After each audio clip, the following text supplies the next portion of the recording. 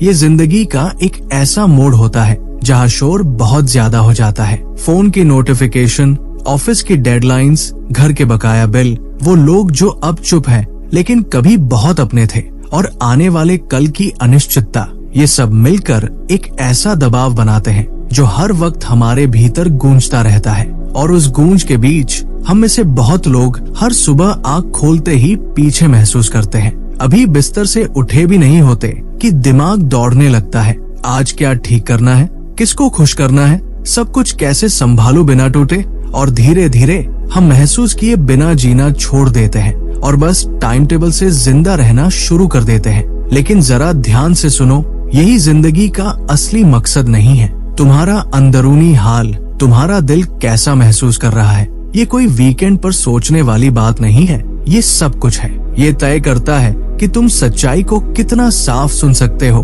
कितना गहराई से प्यार कर सकते हो और कितनी जल्दी अपने जख्मों से ठीक हो सकते हो। और अगर तुम्हारा दिल चिंता, नाराजगी या कड़वाहट से भरा हुआ है तो हैरान मत हो अगर तुम्हें चीजें साफ साफ नजर न आए। लेकिन यहाँ एक खूबसूरत सच्चाई है, साफ दृष्टि कंट्रोल से नहीं आती, वो आती है समर्पण से।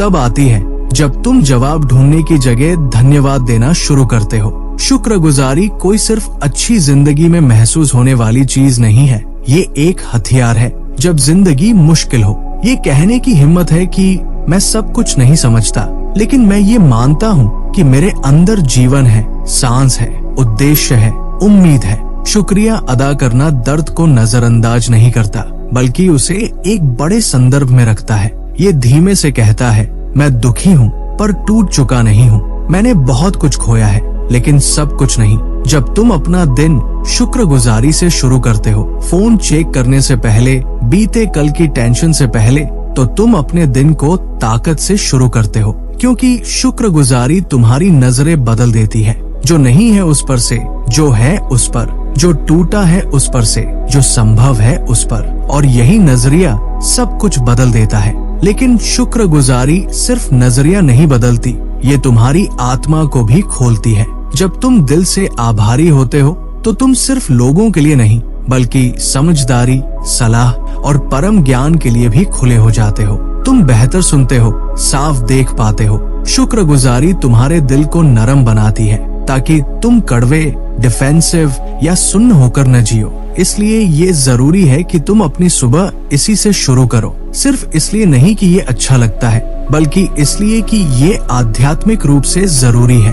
अपनी सांसों से शुरू करो, अपने सिर के ऊपर की छत से, दोबारा कोशिश करने की ताकत से।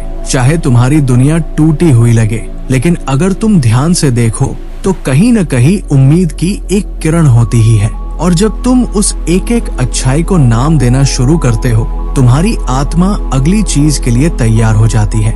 लेकिन एक मुश्किल यही है, जब शुक्रगुजारी तुम्हें जोड़ती है तब ये दुनिया तुम्हें भटकाती है। और यहीं से हम ज्यादातर लोग चुपचाप फिसलने लगते हैं। हम अपने शरीर का तो ध्यान रखते हैं, पासवर्ड को लेकर बहुत सतर्क रहते हैं, लेकिन अपने दिल और दिमाग के दरवाजे हर चीज के लिए खोल देते हैं। हम घंटों स्क्रॉल करते हैं, बिना सोचे देखे चले जाते हैं, ऐसी बातें सुनते हैं जो हमें और उलझा देती है, उन लोगों से जलते हैं जिन्हें हम जानते तक नहीं, और ऐसा कंटेंट खाते हैं जो हमें और खाली बना देता है। फिर हम सोचते हैं कि हमारी उम्मीद इतनी कमजोर क्यों हो गई है, हमारा मन इतना बिखरा क्यों है। जो तुम हर रोज अपने अंदर डालते हो वो या तो तुम्हारे भरोसे को बढ़ाता है या उसे कमजोर करता है। तुम्हें कोई रूल बुक नहीं चाहिए ये जानने के लिए कि क्या सही है, बस ईमानदारी चाहिए। अगर जो तुम देख रहे हो, सुन रहे हो या कह रहे हो उससे तुम्हें ज्यादा चिंता, जलन, सुस्ती या गुस्सा महसूस हो रहा है, तो वो तुम्हारी आत्मा को खाना नहीं दे रहा, वो उसे खोखला कर रहा है। और तुम्हारी आत्मा नाजुक नहीं है, लेकिन पवित्र जरूर है। इसकी सुरक्षा करो जैसे तुम्हारा भविष्य इसी पर टिका है, क्योंकि सच में यही है। ये परफेक्शन की बात नहीं है, ये समझदारी की बात है। और समझदारी कहती है, अगर कोई चीज तुम्हें रोशनी की ओर नहीं ले जाती तो वो तुम्हारे समय के लायक नहीं है। हम एक झूठ भी बहुत बार मान लेते हैं कि छोटी छोटी बातें जो हमारे दिमाग में जाती हैं, वो हमें ज्यादा प्रभावित नहीं करती, लेकिन जो तुम पोषण देते हो वही बढ़ता है। और जिसे भूखा रखते हो वो मरता है। ये कोई सुझाव नहीं, ये नियम है। अगर तुम तुलना को पोषण दो वो बढ़ेगी, अगर तुम कड़वाहट को खिलाओगे वो खिल उठेगी।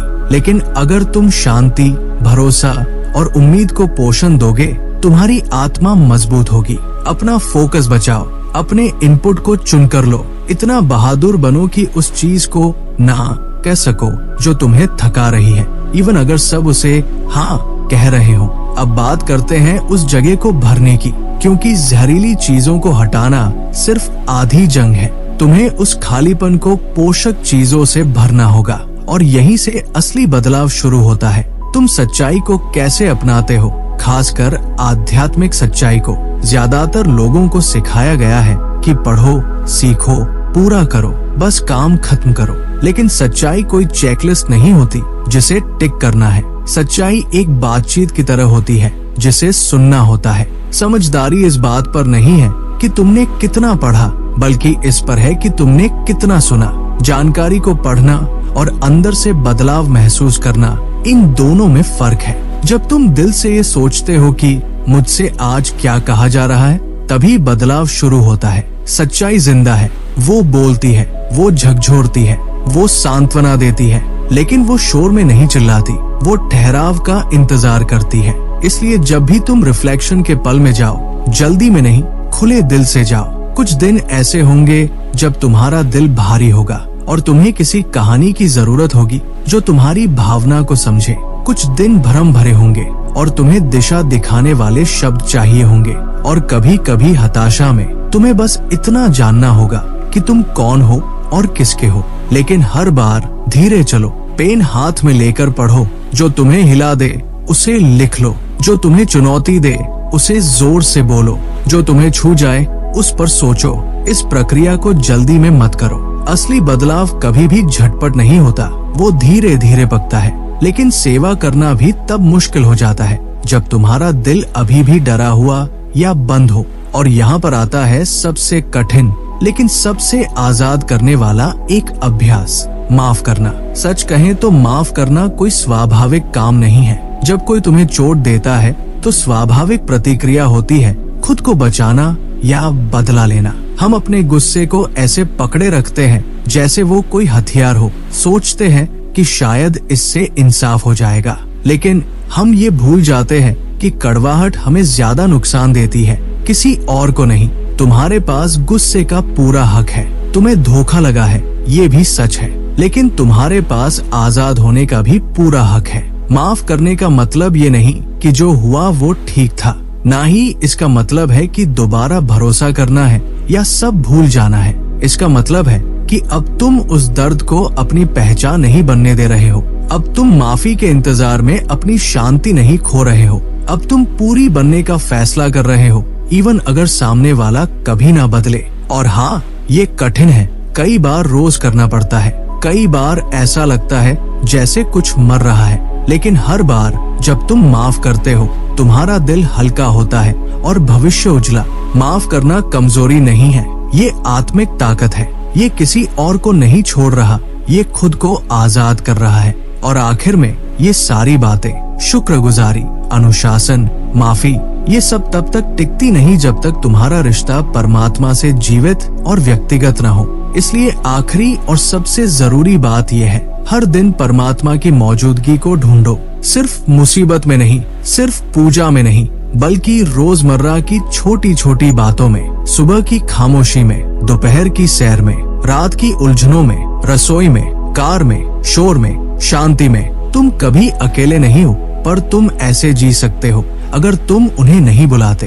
तुम्हें कोई बड़ी बड़ी बातें नहीं बोलनी, ना ही लंबी लंबी प्रार्थनाएं। बस एक सच्चा दिल चाहिए। जैसे हो वैसे आओ, जैसे दोस्त से बात करते हो वैसे बात करो। अगर गुस्सा हो तो कहो, थके हो तो मान लो, कंफ्यूज हो तो मदद मांगो। परमात्मा परफॉर्मेंस नहीं, परमिशन चाहते हैं, ताकि वो तुम्हारी जिंदगी के सबसे सच्चे हिस्सों में आकर सच्चाई की रोशनी भर सके। और जब तुम उनके लिए जगह बनाते हो, सब कुछ बदलने लगता है। तुम्हारा बोझ हल्का होता है, तुम्हारे फैसले साफ होते हैं, तुम्हारा दिल नरम होता है, और तूफानों के बीच भी तुम्हारी आत्मा को सुकून मिलता है। तो अगर तुम खुद को खोया हुआ, उलझा हुआ, थका हुआ महसूस कर रहे हो तो सुनो, इसका हल ज्यादा मेहनत नहीं, गहराई में जाने में है। सच्चे बनो, खुले बनो, नकलीपन छोड़ो, सच्चाई को पकड़ो और ये सफर अकेले मत चलो। जो जिंदगी तुम चाहते हो, शांत, केंद्रित, अर्थपूर्ण, वो भीतर से शुरू होती है और वो शुरुआत आज हो सकती है, अभी।